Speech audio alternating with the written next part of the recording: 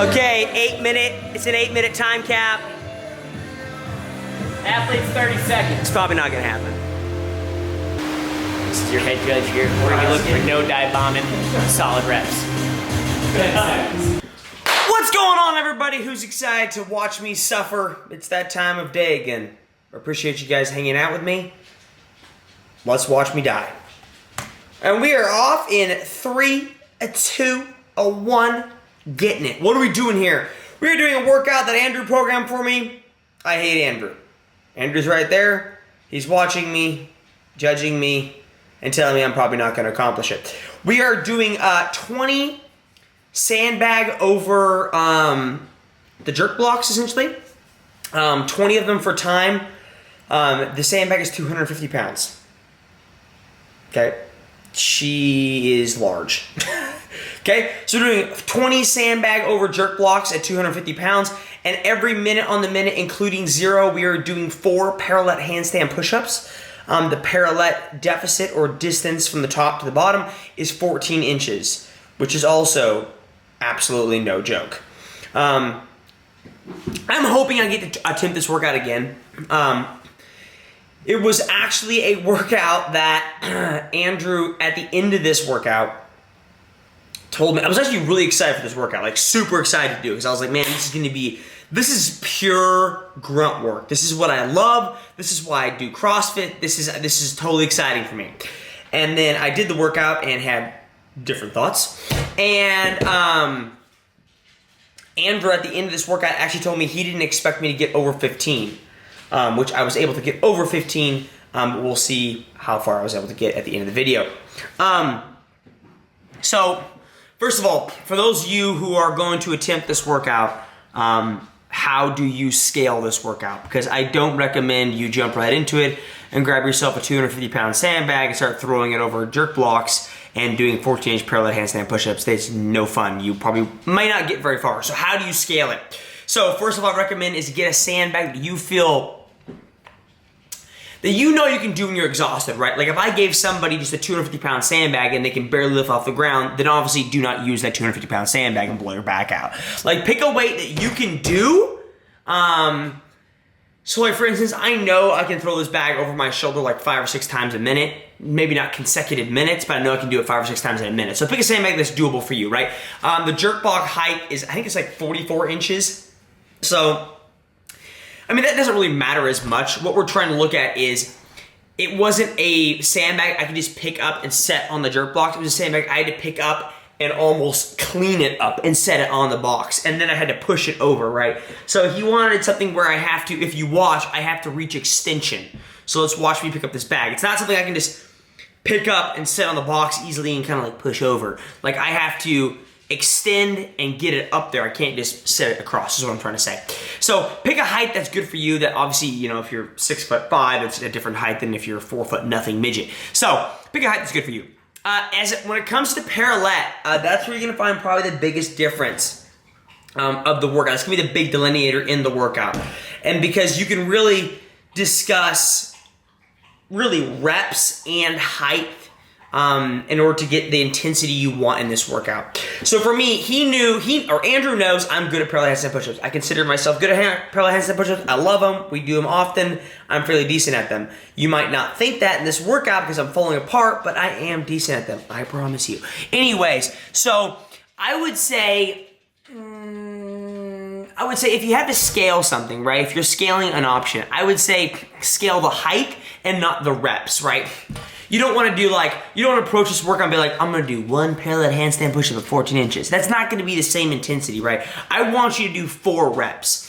And so choose 4 reps, maybe bring the height down so you can do it without coming off the wall. Now you will see, I think near my final minutes in this workout, you will see the fact that I do come off the wall on accident. That's fine, like that happens. But it should be a height that you feel comfortable doing 4 reps consecutively every minute. Maybe you do like the first 3 or 4 minutes unbroken. Maybe you fall off the wall in the 5th minute. That's understandable. Like there's nothing you can do about that. But focus on picking a height for a workout that you know that you feel comfortable doing 4 reps in. You know, like I mentioned, don't stick with 14 inches because you're like, I'm gonna do 14 inches. And you get there and you're literally doing 1 rep and sitting there and waiting. Like, you don't wanna do that. It should take you around 20 to 25 seconds, which is what you've been noticing. Of course, the clock says differently because I'm also resting before I start, so there's obviously that's something I need to work on, or maybe just get a lighter sandbag for me. Anyways, I don't think I did mention, I think I actually forgot, but this is an 8-minute time cap. So if you look at the rep scheme of, we're doing 20 reps, you know, if you do 2 a minute, that gets me to 16. So I still need a few extra, right? So hypothetically, I could have done 4 minutes of 3, right? And then 4 minutes of 2. I think when we started this workout, Andrew said, hey, I think you should shoot for a 4 in the first minute and then kind of go from there. I thought to myself, if I do 4 in the first 2 minutes, right, that gives me 8. So then therefore I have 12 left and I have 6 minutes, I can do 2 every minute, which I think I was like, I could totally do that. The problem was, here's where I fell off the wall actually. The problem was 4 in the first minute blew me sky high. Now, you might look at this and think, oh, what the heck, Jacob, like you should be able to do this, like this shouldn't be an issue for you. And that's true. When you look at a workout like this, you might think, oh, why is he moving slower? And you might think that about like other games athletes that put up full workout videos. But you have to understand of what they've done before possibly and how it might affect the workout you're watching now. So for instance, before this workout actually, I did 3 rounds for time. 3 rounds? 3 rounds for time of 12 double kettlebell cleans at 70 pounds per hand, right? Just cleans, double kettlebell cleans. 24 ring dips, and then 48 weighted, heavy weighted, more than a scout rope, heavy weighted double unders. And so that was, if you look at that workout, right, that workout is straight forearms and then straight shoulders, and you're pressing out the ring dips. And that was really difficult for me, and they were strict ring dips. That's super difficult for the press out. So now if you take the fact that compounded effect of the ring dips on the press out, and then you put it into a Parallette handstand push-up where I'm trying to press out, you might be able to see why I struggled. So anyway, so you have to take into consideration when you see workouts like this, where you might think, oh, he's doing great. I mean, you also might be thinking, he didn't do that well. Take into effect that what did he do like 10 minutes earlier, because that might really affect this workout. So I'm coming in the last minute. I think at this point I haven't been counting, to be honest. I think at this point I have 4 left? 5 left? I'm actually not sure on how many reps I got. I think it was either 17 or 18 total reps, which, to be honest, was more than what Andrew expected me to do, which makes me feel good. Like, okay, I was able to meet what he wanted and then exceed it a little bit. It's difficult sometimes when you look at it personally as an athlete and watch it and think, man, I could have gone faster there. And in the moment, you might, watching it in video, you might think like, man, look at me walk around that jerk box. Why can't I jog around the jerk box? But you also gotta realize, like, I am completely exhausted at this point, and that rep right there shows it. Like, I'm just getting put in the dirt by a sandbag, right? Here we go. Push it! 18. Time.